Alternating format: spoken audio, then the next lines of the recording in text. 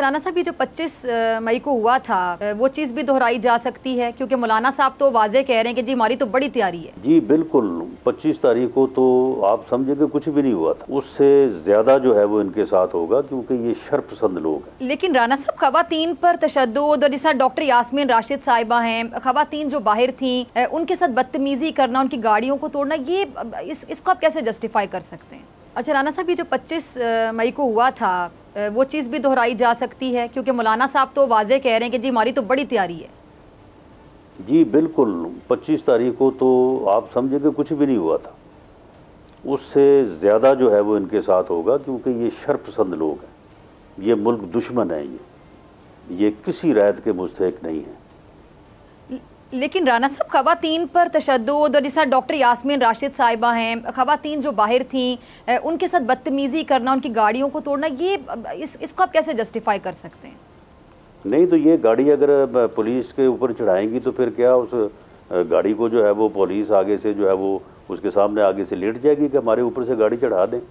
ठीक है राना साहब, अगर आप मुझे सुन पा रहे हैं, डॉक्टर यास्मीन राशिद साहिबा ने मेरे प्रोग्राम में बैठ के ऑन रिकॉर्ड ये बोला तो कि जो पुलिस वाला उनसे बात कर रहा था वो कह रहा था मैडम हम आपकी बहुत इज्जत करते हैं, मजबूर हैं। सुन लेना, पुलिस इनकी इज्जत करती है।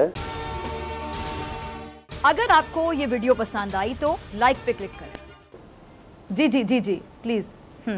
नहीं, मामला ये है कि पुलिस इनकी इज्जत करती है, लेकिन ये बेइज्जत लोग हैं, ये इज्जत करवाना नहीं चाहते। ये उस वक्त ये डॉक्टर अपना यास्मीन राशिद साहिबा जो है, इन्होंने वहाँ पे बदतमीजी की, इन्होंने गाड़ी जो है वो पुलिस के लोगों पे चढ़ाई, जिसकी वजह से इनकी गाड़ी का शीशा टूटा था। लेकिन राना साहब, वो तो ये कह रहे हैं ना कि हम एहतजाज करना चाह रहे हैं, हमारा जमहूरी हक है, अगर हम एहतजाज करना चाह रहे हैं और हमारा जमहूरी हक इसको हम इस्तेमाल करना चाह रहे हैं तो हमें रोका क्यों जा रहा है? और 25 मई को भी रोका जा रहा था।